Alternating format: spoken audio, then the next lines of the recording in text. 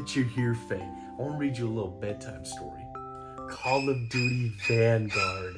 You get back here, Faye! You get back here! Okay, I'll admit, it's not the best story. It's not even that good. Why do I even want to read this to you? Oh, you get back here, Faye! You get back! This might be the worst story that I will ever tell you, but there might be some points in this book that you might like. So come on in, and let me read to you. Call of Duty Vanguard.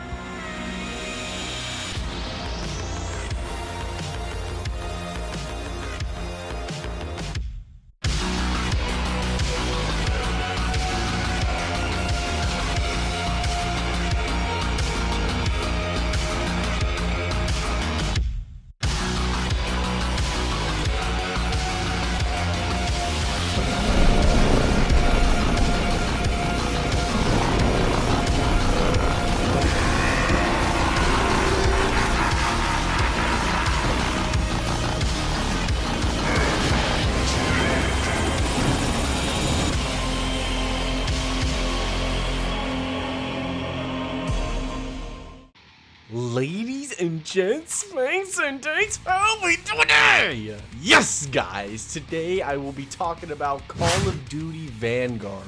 Before I made this video, I had never even touched Call of Duty Vanguard. I've only heard terrible things about this game, leading me to never playing it. Until now.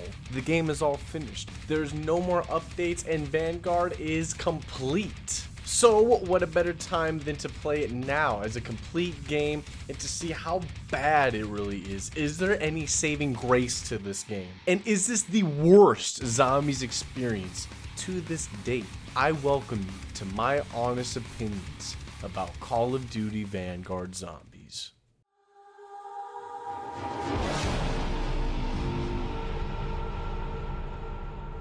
When you load up Vanguard Zombies for the first time, you will be introduced to a cutscene where we see our main antagonist, Von List, who is one of the generals in Germany back in World War II.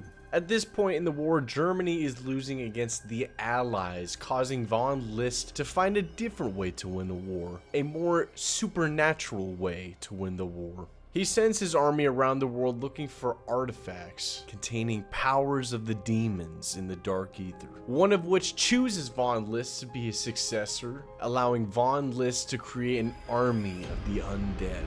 And the one demon that can give Von List such power is none other than Cortifex. It is now our job to go and stop this army of the undead and stop Von List from forever damning this world with his undead army. So already this cutscene is pretty badass and is very intriguing. But as soon as we're introduced to the main menu, it is so bland. We have our character walking an endless path surrounded by palm trees and nothing indicating that you are in the main menu of zombies. The main menu just feels so hollow and empty and lifeless that they don't even have pictures for the maps. All that is in the main menu are the 4 maps with little summaries talking about what you're about to get into. So already something feels off and unfinished. Then we go over to the create a class, where there are only 2 features that you can pick to start your game off. One of them being your weapon of choice. Shotguns, pistols, shotguns, ARs, shotguns, SMGs. Oh, and did I forget to mention shotguns? If you can't already tell, shotguns are the best weapon in the game, specifically this one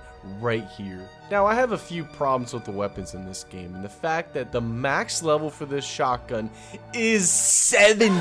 70 levels to a shotgun is unbelievable. There should be no reason for there to be this many attachments on one gun.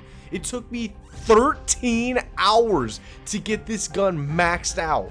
And there are 61 weapons in this game. Now, you don't have to level up all of these weapons, but just keep in mind, it took me 13 hours of playing this game to max out one gun. And to be honest, this is really the only gun you want to use in this game. More details on that later on in this video. But moving on to the second feature in this create a class that you can choose from are your field upgrades. The coolest feature that I really like about these field upgrades is the fact that each one of these field upgrades are actually artifacts from different demons. So if you have healing aura in your inventory, you'll have a certain demon talking in your ear in that game, or if you switch to Ring of Fire, you'll have a different demon talking to you. But I have always liked field upgrades. I think they're a very unique concept in the game of zombies, whether or not you want it to be a passive ability, whether or not you want it to be for offense or defense. I don't see anything wrong with field upgrades, and I think in this game particularly, they are the best that they have ever been. So already we're at a pretty bad start. The main menu is extremely bland and unfinished,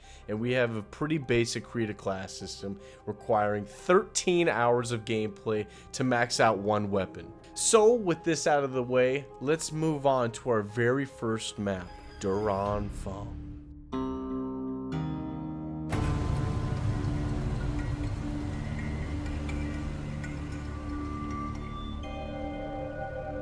Anfang is set in Stalingrad, where a battle has once come and gone, and we are playing in the aftermath of said battle. But only this time, instead of fighting soldiers, we are now battling the undead. Our goal here is to find a way out of this place and to continue our journey to stop Von List and his demon Cortifex. You will start the game off by spawning into the main hub, where it consists of the crafting table, the pack-a-punch, the mystery box, 4 portals, and 2 of the best features in Vanguard, which is the Tomb of Rituals, a book that upgrades your field upgrade using the new currency Hearts, and the Altar of Covenants, consisting of old perks, ammo mods, and many more. Man, oh man, how I love in-game progression instead of out-of-game progression. Sure, in Black Ops 6, augments are a wonderful, fantastic feature that makes every single gameplay of yours or your gameplay style very unique. It can help you with the way you play in the game. But with the way Vanguard does it is kind of the same thing, but in-game. Instead of you being all powerful right off the get-go, even though you still get to choose your starting gun, you will now have to work even harder to get to the power level that you ultimately want to get to. Now, I did mention the new currency Hearts, and how do you get them? And that is by completing 5 different activities, such as Blitz, which is just killing zombies and surviving. Harvest, which is just depositing runes into the Sin Eater. Transmit, you are essentially escorting a zombie's head from point A to point B by standing next to it and killing zombies. Purge, you have to capture augmentors within the time limit, and depending on how many of these augmentors you did not capture, you're gonna have to kill the remaining zombies. And Sacrifice, defend the Siphon Core from zombies trying to sacrifice themselves. After completing any one of these objectives that you chose, the game will gift you 1 heart and a couple thousand points, and then you'll be teleported back to the main hub, where you can upgrade your guns, buy armor plates, or with your heart you could save it, or you can upgrade your field upgrade, or you could check out the Altar of Covenants and see if whatever they have in their stock you want to buy. Another thing that you unlock after completing certain objectives is the map begins to open up for you, unlocking certain areas with perk fountains, some more areas for you to kill zombies and to loot chests, and more portals to unlock more sections in the map. This is a very unique way of opening the map. Instead of buying doors, you are now completing objectives to open up the map. And through your journey, you will collect points, hearts, perks, upgrade your weapons to essentially complete the Easter egg.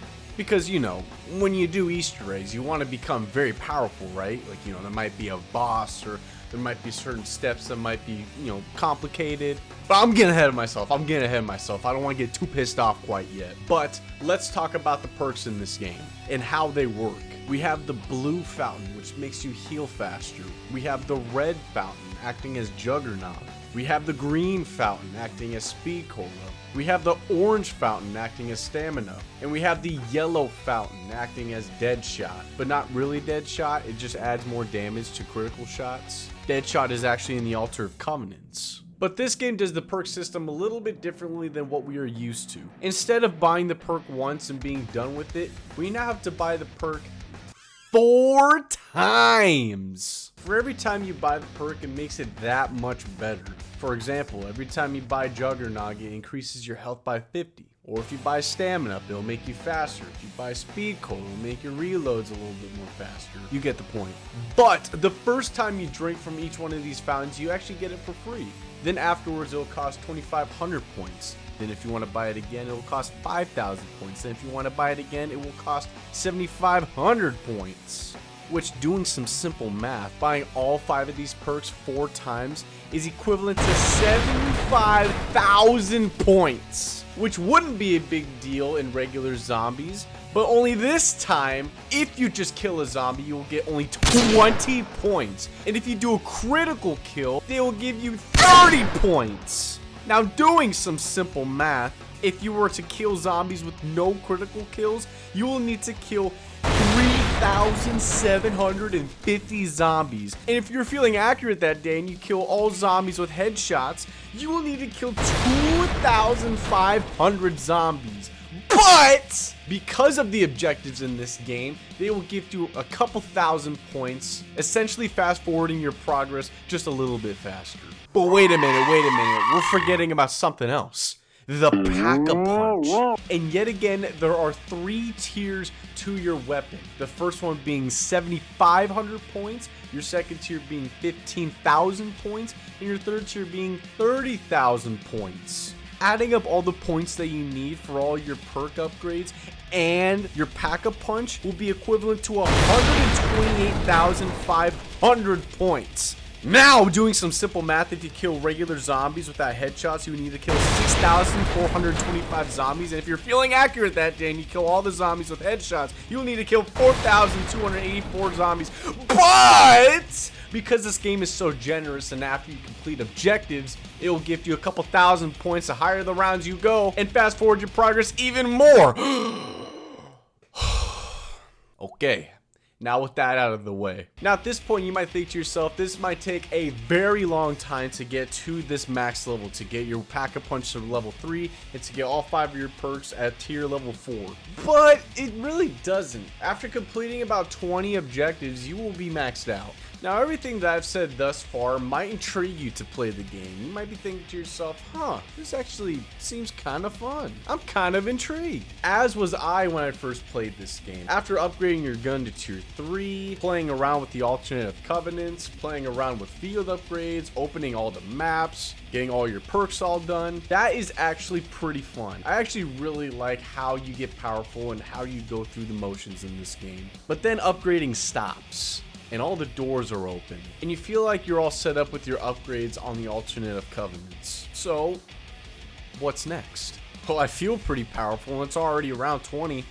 Let's do the Easter egg. And you will notice that you are already a third of the way done with the Easter egg just by playing the game. The only thing that you have to do now is step into this portal with a new objective, Void, which acts as classic zombies, completing round by round by just killing zombies. But you are now in Shi No Numa, where you have to train in the starting room or hide in the corner, while zombies progressively get faster and harder to kill, and more of them spawn in. Nothing really new. After completing 3 rounds of that, you can escape. Then you go and talk to this stone. You will see that there's a green portal opened up, and you jump in. Wait. No, you jump in now. Hold on a second. Maybe I'm hitting it wrong. You jump in the portal. What? You're telling me that's it? That's the Easter egg? That's it? Okay, maybe. Let me calm down for a second. Maybe there's a wonder weapon on this map. Oh, wait. There is no wonder weapon on this map. The ray gun is on this map, but that's it. The ray gun should be in every single zombies map from here on out. It is a staple. It is a requirement to make a map good. You need the ray gun on the map, even though no one will essentially use it. But getting the ray gun is the easiest thing in the world. You can get it by opening chests or killing these brutes or these warlocks. But how is the ray gun in this game? Ass!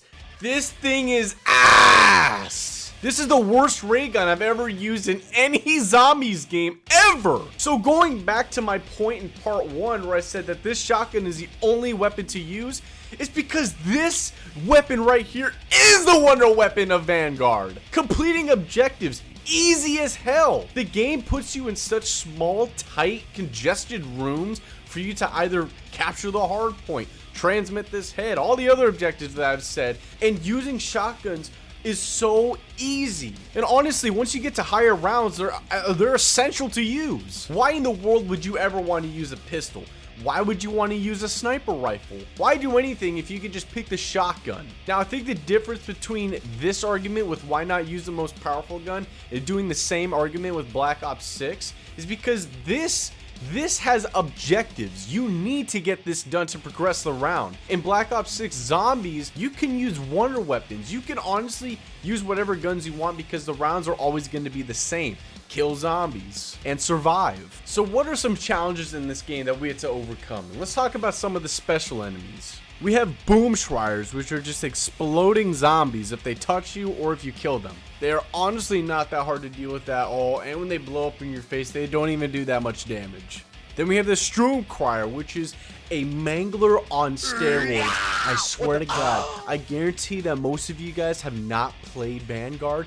If you guys hate manglers as much as I did, these guys are aimbots. They have miniguns that lock in on your location. They can even shoot through walls, and they do not miss. If you don't have a shotgun, these guys are a pain in the ass. They can go across the map and laser you. Then we have Zabala, who is actually somewhat of a challenging foe. She has these landmines that can spawn in on your location, and they actually do quite a bit of damage. But if you have this shotgun, they're not too bad. You're understanding what I'm saying here, right? With the shotguns and everything not being too bad with the shotgun, it's because the difficulty dissipates if you use this gun. So all these special and elite zombies that are introduced, are they cool? Sure. Are they annoying? Yes, as they somewhat should be. But at the end of the day, they're really not that hard to deal with. You got field upgrades, you got your shotgun. If you really wanted to use the ray gun, you can. So the challenge really isn't there with this game. And one essential motive in zombies is getting to the highest round as possible. Hold on. Let me ask you a question. Do you really want to complete 100 objectives to go to your friends and say, hey, I just got to round 100 on Vanguard Zombies? How did I do that? By completing objectives. Now, how many, you might ask? 100. No, thank you. I would rather waste my time elsewhere. But I did mention the mode Void, which you can just play that map for 100 rounds if you really wanted to. But it's just, why would you want to do that? The spawn of Shi No Numa? I don't want to play in that spawn. I'd rather just play the full map. Okay, wow, so that was a lot to digest and a lot of information that I gave to you guys. So let me just do a little summary about everything that I just talked about. So I do very much enjoy the beginning of the game and setting up the map and setting yourself up. I do think that's very fun. I love the Altar of Covenants and how you upgrade your field upgrade and just the heart system. I don't mind the point system because at round 20 you will be maxed out, so that's really not much to complain about. The crafting table is very forgettable. Yeah, you have armor plates, but that's really all you need that crafting table for. I think the perk system is unique. And onto the bad things. The Easter egg is non-existent. They don't even have any side Easter eggs. The special enemies are okay. The wonder weapon on this map is non-existent. And your motivation after getting all set up and everything really isn't there, at least for me. I'm sure there's some people out there that love playing this game and just doing this objective over and over again. Props to you. You know, this is my video, so this is my thoughts, and I honestly, after I get all set up, maybe I'll do 5 or 6 more objectives and stay in Shi No Numa for a little while. But other than that, I don't find that much joy in playing this sort of objective-based mode. So, small story short, I am kind of mixed on this game. I'm not really a big fan of the objective-based, but I love the direction that they are going with progressing through the game and how you get powerful. So, let's move on to Chapter 3, Terra Maledicta. Oh, wait, no way, is it trivia time? Trivia time! What color are Patrick Starr's eyelids? Is it A, pink, B, blue, C, dark pink, or D, purple?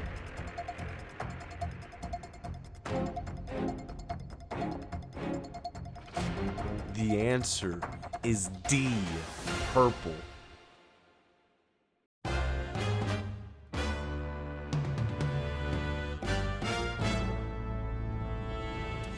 After escaping Anfang, we find ourselves in Egypt, where shards of the Dark Ether have made their way into our realm, and so has a new unexpected ally. Our objective is to find and free our new friend and use his power to break a curse, making us a step closer to stopping Von List. So Terra Maledicta is pretty much a carbon copy from Anfang, but just a little bit better. You still spawn in with the main hub with Pack-a-Punch, the crafting table, the Altar of Covenants, and the Tomb of Rituals. You go through completing objectives, unlocking more doors, getting your perks. But with this map, there is actually an Easter egg, and there are some side Easter eggs, and there is actually a wonder weapon on this map, an original wonder weapon. That is very rare to say nowadays, an original wonder weapon, considering how many times Terra keeps reusing their old wonder weapons. So let's talk about the main quest. What is this main quest? Well, you complete objectives, you talk to rocks, you complete more objectives, you talk to more rocks, you get the decimator, and you talk to another rock. Then you go around blowing up these chains and collecting a page. And that's it! That's the Easter egg! I was so proud of myself because I didn't even need to look up a guide on how to do this Easter egg. I did this all by myself, and I am no Easter egg hunter. I am so average and so bad at finding out Easter egg steps or side Easter egg steps. I'm terrible at that stuff. So the fact that I was able to complete this, I give myself 2 pats on the back. But honestly, it was the demons that were telling me exactly what to do. After completing one of the steps, one of the demons will say, "Meet me by the green fountain." There is a speaking stone near the green fountain. And then you would go to the green fountain, talk to the rock, and then a portal would appear. It is so easy yet so simple. It is honestly so pathetic. So now we're 2 for 2 on terrible Easter eggs. What about the side Easter eggs? I didn't even bother getting any footage for these side Easter eggs because all they are is grabbing a shovel and digging over and over and over again until you find pages so you can slap it onto this page and get a free ray gun. Now, what did I say in the last chapter? How easy it is to get a ray gun? Why would I want to waste my time on some ass ray gun that I can easily get by just killing enemies? Nah, no thank you. I will pass. So I guess that just leaves one last thing, is how is the wonder weapon? How is the decimator? I love this son of a bitch. This decimator is actually so fun to use. I don't mind his talking. I don't mind what he says. He's not as annoying as any other demons or characters. But every 30 seconds, he has a charged blast that one-shots everyone. I'm talking about everyone. Zabala, the Manglers on steroids. Everyone. It is so satisfying, and he even gives you an audio log when the charge is ready. So what about the setup on this map? Well, it's an exact carbon copy of Anfang, only we're just in Egypt. We have a wonder weapon, and now in the void section, instead of it being in the spawn room of Shi No Numa, now we are in the Dark Ether. And oh my gosh, this area is so cool. It is big, it is spacious. You can train, you can camp. It's an awesome environment, but it's just too big. Like, the spawns are so slow. It's just way too easy to play this area. So it's either I play Void on Shi No Numa and have a whole bunch of zombies swarming me immediately, or I camp. Or in this map, I don't have to worry about getting cornered or anything because it's just a ginormous circle. So if I had to pick between one map or the other, which one I would play, I would probably pick this map. But like I said in the last part, I don't want to get to round 100 by completing objectives or going into Void with a wide open map. It's just, I don't get any fun or enjoyment out of any of this. I do like the setup. I don't mind doing the Easter egg because it gives you rewards at the end, but other than that, I don't have that much fun afterwards. The last thing I wanted to talk about that I forgot to talk about last chapter are the characters in this game. Easily forgettable, cringe, terrible dialogue. And I hate the fact that every time I do an objective, I have either Von List or Court Effects in my ear going, "Stop that, don't do that, I needed that." Or I have Von List going, "Argh, argh, argh." So let me sum up everything I said in this section. It's pretty much Anfang, but with a wonder weapon, a little bit longer Easter egg, terrible side Easter eggs, and a story that is both unmotivating and pathetic, with annoying characters that I do not care about. So I guess that leads us to chapter 4, Shi No Numa. But before we get to the next part, first we're gonna guess the sound. The game is quite simple. Guess the sound. Here goes.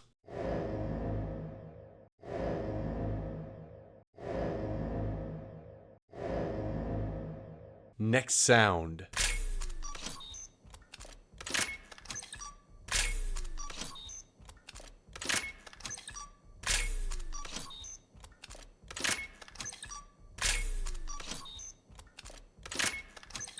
And the final sound.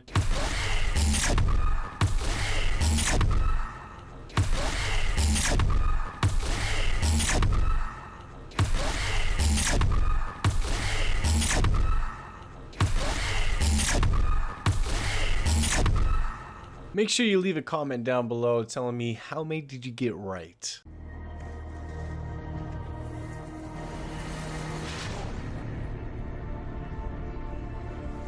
After taking the necessary steps towards defeating Von List and his demon court effects, we find ourselves in the Swamp of Death, where our mission is to uncover an amulet that will strip court effects from Von List and also reveal some terrible truths about one of our fellow demons. Shi No Numa, otherwise known as the Swamp of Death, has been remastered twice, but this would be the first time that it is somewhat remade. But before I get too far ahead of myself, let's talk about the complete 180 turn this game has put on us. And that is the fact that there are no more objectives. No more transmit, no more sacrifice, no more void, none of that. We are now back to round-based zombies. And I'm not gonna lie, it kind of seems like they bitched out. Why would you give up on the objectives? This seems like such a bitch move. Taking a map that has been remastered twice and doing a quote-unquote remake by just turning it from day to night and adding a few extra areas to call it a remaster really threw me for a loop. So what did I think of Shi No Numa remake? Do I think they did it justice? Did they modernize it too much, ruining the legacy of Shi No Numa? I don't think so. And honestly, this is my favorite map in the game. Unfortunately though, this is a remake, meaning that they have taken an old map and added a few new things to it, calling it a remake. But I'm not happy that a remake is the biggest highlight for a game. That docks down so many points for me, because you want originality. At least for me, I want originality over remastered or remake.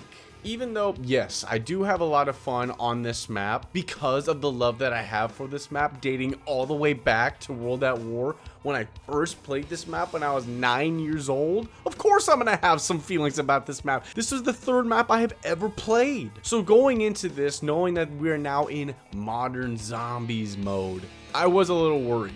I thought that this map would be a little too easy, or that getting the wonder weapons would be just an absolute joke, or the main quest, hell if there even was one, would even be good. But all of those negative thoughts subsided when I played this map, and oh boy, they did a lot of things right. Changing the map from day to night was one of the best moves that they could have done, considering that the zombies' eyes are red and that the subtle dusk tone of the map really emulates the zombies' red eyes. Does remind me a lot of Mob of the Dead, which is one of my favorite zombies maps.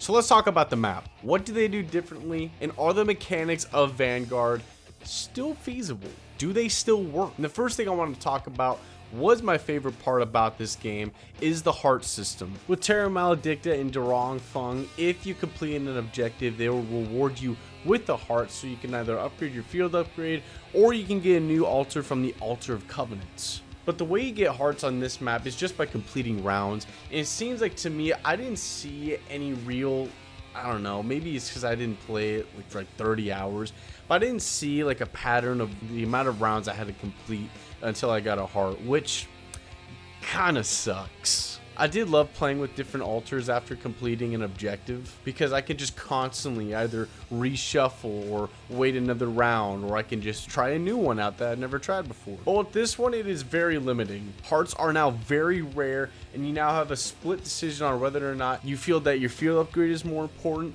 or your altars. And considering that every round the altar changed its stock, if there was an altar in there that you really wanted but you didn't have a heart, and then the next round you get the heart and you find out that it's gone, is a kick in the balls. But then it forces you to either wait, upgrade a field upgrade, or just use a different altar. Either way, still my favorite feature, and I wish to see something like this come back in future Zombies projects. The next thing I want to talk about is the wonder weapon, the Wonder Waff. I was scared that getting this Wonder Waff was going to be very easy, considering that in modern Zombies, it is extremely easy and user-friendly to achieve getting these weapons. I was worried that this map would suffer the same fate, but it actually doesn't. There's quite a bit of work you gotta go through getting this thing, and is it even worth it? If you want to do the main quest, you actually have to get it, but is it worth it? If you like the Wonder Weapon, sure. For me, yeah, I like it. I think it's fun. I think it's a throwback. But now let's shift towards the main quest. We are 2 for 2 for terrible Easter eggs, but this map breaks the cycle, kind of. It's not my favorite Easter egg in the world. It's not necessarily the hardest Easter egg in the world, but it is light years beyond any of these Easter eggs that we've done. Terra Maledicta, ass. Durong Fung, even bigger ass. This map, acceptable. Only this time we are blessed with the worst writing I have ever seen. The worst line I have ever seen in video game cinema history. You quarterbacks, I am so gonna shove that mirror up your dark ether. Shove that mirror up your dark ether. Up your dark ether. When I heard this line, I almost turned my Xbox off, and I actually was thinking about not making this video. After hearing that, I was livid. I don't think that any modern Zombies protagonists are interesting, good. I think they're fucking worthless. The writing in all these games, ass. Besides Richtofen and Black Ops 6, the important part about Zombies for me is the story. Theories back in the day, because the way they told the story back then was so sublime. They did not feed us any cutscenes. They didn't do any of that. We had to work our asses off. I mean, not me, but everyone else had to work their asses off to find anything, to find crumbs of the story that we were desperately needing. And it created a hunger in many people's bellies that they wanted filled with the lore of Call of Duty Zombies. Fast forward to today, I don't give a fuck. I really don't care. If I didn't make videos like this, I would not have even bothered to go and finding Easter eggs or doing any of this stuff or even looking up the stories on YouTube. I wouldn't be doing any of that. The story in this game is lazy. It's stupid.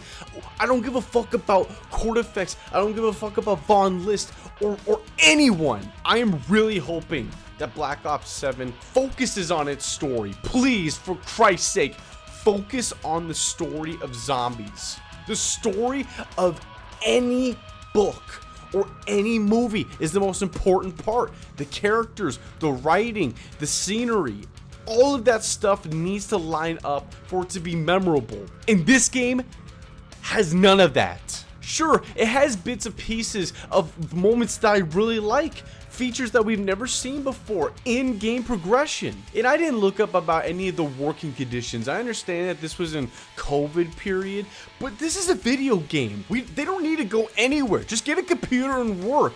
That is no excuse. There should be no excuse for how video games should be trash. You can make a video game anywhere. If you have Wi-Fi, if you have a computer, you can make a masterpiece. And I'm scared that we're just going down a path of laziness where no one cares about the story anymore. No one cares about modern day Zombies. The golden age is up. It's done. So why would the creators give a fuck? And it's sad. It's sad. It's sad. I love Zombies. This is a huge part of my childhood. Hell, I'm even trying to make a living off of talking about zombies and how much I love it and covering, you know, things that I love and dislike and just everything. I have a huge passion in zombies, and seeing it going down a path like this, it hurts. It sucks. I try to stay as positive as I can, and this is probably my first like huge rant on the channel, but it sucks. It really does. It sucks for content creators. I'm trying to be as happy, as positive as I can be, and seeing that the path of zombies is going down a route that no one really enjoys, no one really likes. There are things in Black Ops 6 that I love and things in modern zombies that I love, but classic is now erased from the dictionary of zombies. Okay, sorry about the rant.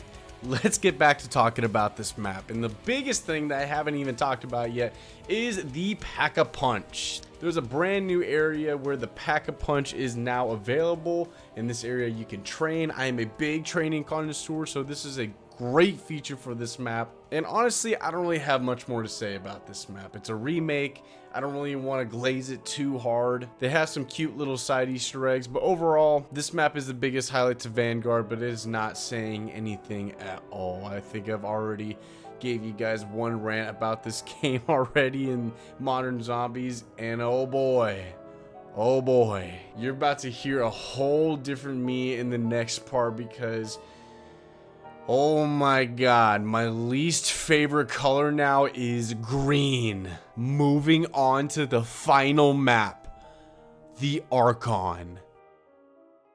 But before we get to the next part, we're gonna guess the jingle. Guess the jingle. The game is quite simple. Guess the jingle. Here goes. I was looking for redemption. I was looking for a sign. I was searching for an answer. Being yours or being mine. I was looking for some insight. I was looking far too hard. I was searching for the wrong thing. Now I don't know where to start. I start with my little lie. Something beginning with thee.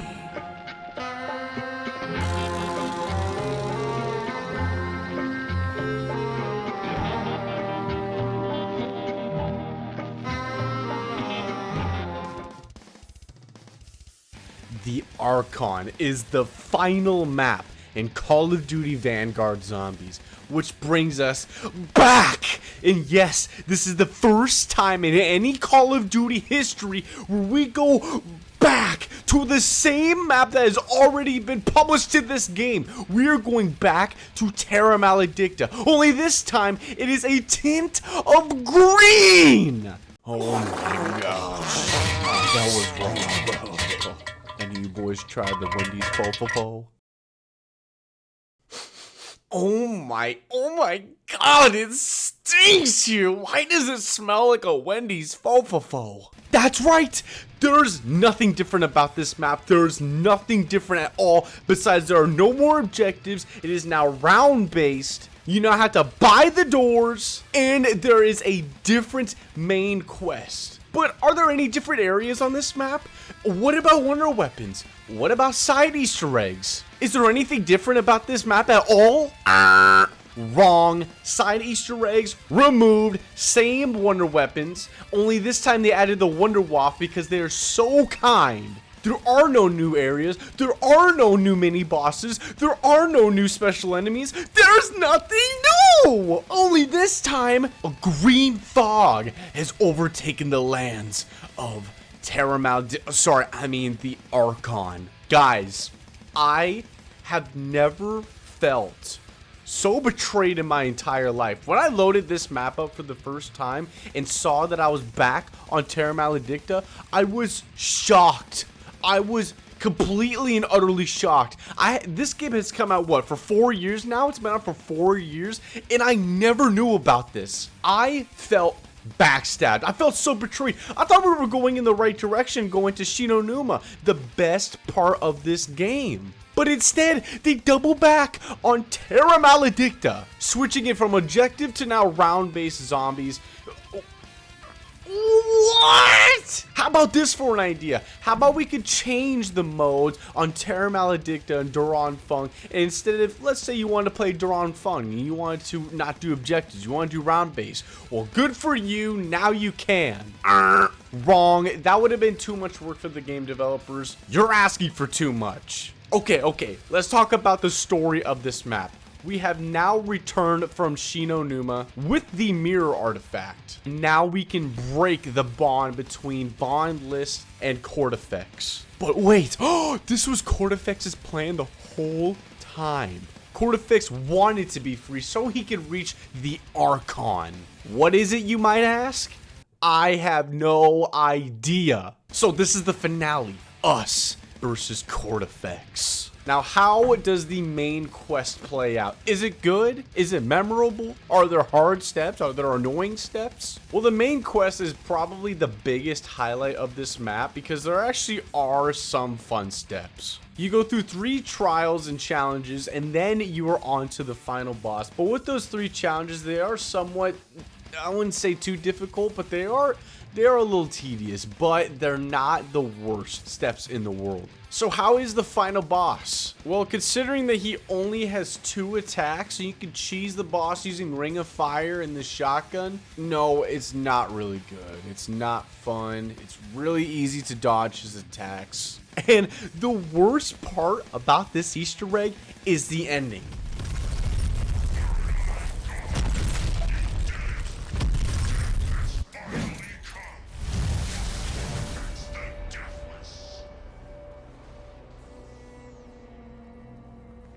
The ending.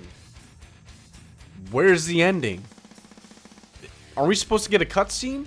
Where the hell did Cortifex go? What the fuck just happened? There's nothing! That's right, ladies and gentlemen. No ending. Do you want to know where our fellow demons went? Well, too bad. We have no idea where they went. But Spank! What about in your intro cutscene, we saw Cortifex with the badass cutscene? Well, guess what, guys? That was fan-made. And you're right, that was badass. That was probably the most intriguing thing about this game, was something that was created by a fan. I really have nothing more else to say about this map because I've already talked about this map before in Chapter 3. I am just so disappointed. I cannot believe a game like this, a AAA studio, can come out with games like this and they can get away with it. This game is a disgrace to every Call of Duty Zombies prior to this. The hard work that goes into those games, you can see it when you pick up the controller or the mouse and play the game. You can look around on the map and see the beauty and the craftsmanship that goes on to making these maps. The wonder weapons, how unique they are, the story, the voice lines, the sounds of the zombies, the weapons. Everything about those details and then some is what makes a perfect zombies experience. And this game has none of that. I had to force myself to play this game. I didn't really enjoy much about it. I'm not ever gonna be 80 years old or 70 years old and think back, I kinda wanna play Call of Duty Zombies Vanguard. Ain't nobody and they mama ever gonna say something like that. Fuck this game. Fuck it. Damn it to hell. I don't give a fuck. I do not like this game. Yes, there are some things that I said about this game that are good, that make me want to progress through the game. But then you realize, oh my god, this is boring as fuck. From the main menu to the Archon's finale, it feels so dry. It feels so last minute. And if Cold War wasn't the downfall of zombies, then Vanguard is the landslide.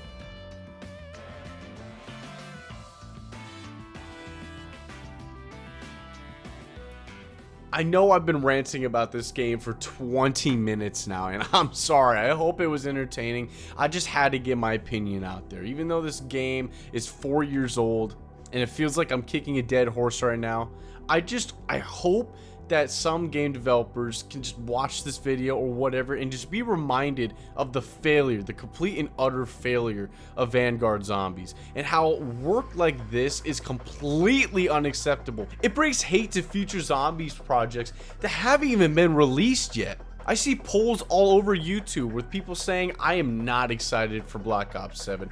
I do not want to see any gameplay. I'm not looking forward to it at all. I would rather play custom zombies made by people who actually care about the game. And like I said in Chapter 2, if any of you guys enjoy this game, I hope you guys don't feel like I'm attacking you. If you guys have fun with this game, please have fun. Play the game all you want. I'm just a guy on the internet ranting at the end of the day. But for me, as a guy that has played zombies since World at War, all I have to say is I am disappointed, Treyarch. I hope I never have to do a video like this ever again. If you want to win the fans, listen up, because we got some people with some fantastic ideas out there about zombies, about future projects. And how about we go back to the old zombies? I think we have gone through modern zombies enough. Cold War, Vanguard, any of those modern warfare projects that I will never play. I will never play an open world zombies game ever. And now Black Ops 6. I'm really hoping Black Ops 7 steps it up. I think Black Ops 6 is definitely a step in the right direction. But going back and playing Vanguard has to be the darkest time for zombies. And I am so blessed that I was never a part of it. And diving straight into the pile of shit head on was not a fun or pleasant experience. Okay guys, if you have made it this far, here's a little sneak peek of Spanky's next video. Ranking every zombies map with guest characters from worst to best. I hope you guys enjoyed this video. If you guys want to support me, liking the video and subscribing goes a very long way. Like I said earlier in this video, I would love to make this a full-time project and keep pumping out content for you guys. I absolutely love making videos. And what I love more about making videos is knowing that I can make some of you guys laugh. And one last thing, if you guys want to spank my bells, hey! I will not stop you. Have a good one, guys. Take care.